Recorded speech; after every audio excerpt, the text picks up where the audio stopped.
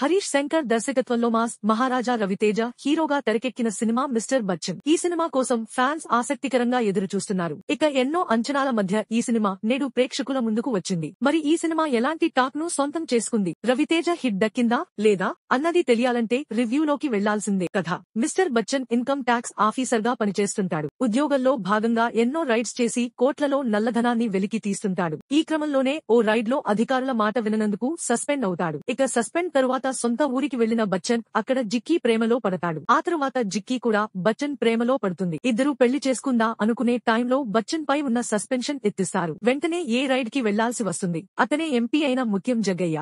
తన రాజకీయ పలుకుబడితో అందరినీ భయపట్టే రకం జగ్గయ్యది. అలాంటి జగ్గయ్య ఇంటిపై రైడ్ కి వెళ్తాడు బచ్చన్. మరి ముత్యం జగ్గయ్యను మిస్టర్ బచ్చన్ ఎలా ఎదుర్కొంటాడు? ముత్యం జగ్గయ్య ఇంట్లోని నల్లధనాన్ని మిస్టర్ బచ్చన్ పట్టుకుంటాడా? మిస్టర్ బచ్చన్ ను ఎదుర్కొనేందుకు ముత్యం జగ్గయ్య ఏం చేస్తాడు అనేది మిగిలిన కథ. విశ్లేషణ: హరీష్ శంకర్ రవితేజ కాంబినేషన్ అంటే ఆ అంచనాలు ఎలా ఉంటాయో ప్రత్యేకంగా చెప్పనక్కర్లేదు. అందులోనూ ఈ సినిమా మొదటి నుండి మంచి బజ్ ను క్రియేట్ చేసుకుంది. మరోవైపు ఈ సినిమా హిందీలో వచ్చిన రైడ్ సినిమాకు రీమేక్ అని అందరూ అంటున్నా హరీష్ శంకర్ మాత్రం ఆ సినిమాకు ఈ సినిమాకు చాలా తేడా ఉందని పలుమార్లు చెప్పుకుంటూనే వస్తున్నారు. ఒకవేళ రీమేక్ అయినా పర్లేదు అనే ఫీలింగ్ తో ఉన్న ఆడియన్స్ కూడా ఉన్నారు. ఎందుకంటే హరీష్ శంకర్ నుండి గతంలో వచ్చిన గబ్బర్ సింగ్ సినిమా కానీ, గద్దల కొండ గణేష్ సినిమా కానీ రెండూ రీమేక్లే. కానీ అవి రీమేక్లు అన్న భావనే లేకుండా తన మార్కు డైలాగ్స్ తో టేకింగ్ తో బాక్సాఫీస్ వద్ద బ్లాక్ బస్టర్లను అందించాడు. అందుకే ఈ సినిమాపై కూడా అంతే నమ్మకంతో ఉన్నారు.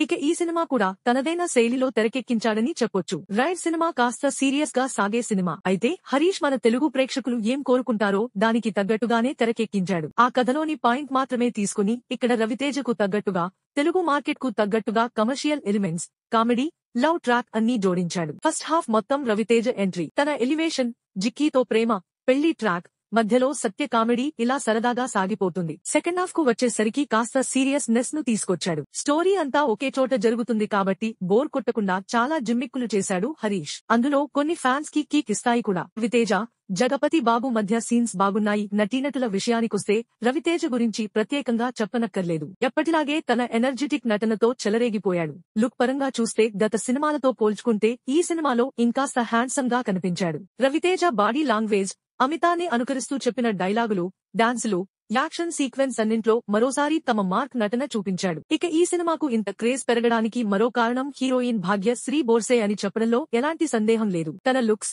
డాన్స్ తో సినిమా రిలీజ్ కు ముందే యూత్ లో ఫుల్ క్రేజ్ ను సొంతం చేసుకుంది. ఇప్పుడు సిల్వర్ స్క్రీన్ పై కూడా అదే రేంజ్ లో ఆకట్టుకుంది. చాలా రోజుల తరువాత కమెడియన్ సత్యకు మంచి పాత్ర దక్కింది. ఈ సినిమాలో సత్య కామెడీ టైమింగ్ మరోసారి ఆకట్టుకుంటుంది. జగపతి బాబు, తనికెళ్ల భరణి, సచిన్ ఖేదేకర్ తదితరులు తమ పాత్రల మేర బాగానే నటించారు. టెక్నికల్ టీం కూడా ఈ సినిమాకు మంచి ప్లస్ పాయింట్ అయింది. ముఖ్యంగా మిక్కీ జే మేయర్ అందించిన పాటలు, బ్యాక్ గ్రౌండ్ స్కోర్ ఆకట్టుకున్నాయి. ఎప్పుడూ కాస్త మెలోడియస్ పాటలు అందించే మిక్కీ జే మేయర్ ఈ సినిమాకు మాత్రం మంచి మాస్ సాంగ్లు అందించాయి. అవి మంచి బజ్ ను క్రియేట్ చేసి పెట్టాయి. ఇక సినిమాటోగ్రఫీ కూడా బాగుంది. వింటేజ్ బ్యాక్ డ్రాప్ లో వచ్చే సీన్లు చాలా బాగుంటాయి. నిర్మాణ విలువల గురించి ప్రత్యేకంగా చెప్పనక్కర్లేదు. పీపుల్ మీడియా ఫ్యాక్టరీ కాబట్టి ఎక్కడా కాంప్రమైజ్ ఉండడు. ఓవరాల్ గా చెప్పాలంటే రవితేజ సినిమా కాబట్టి చాలా మందికి సినిమా చూడాలన్న ఇంట్రెస్ట్ ఉంటుంది. రవితేజ అభిమానులకు అయితే ఎలాగైనా నచ్చేస్తుంది. ఇక మిగిలిన వర్గాల వారు కూడా ఒకసారి చూసి ఎంజాయ్ చేసే సినిమా అని చెప్పొచ్చు.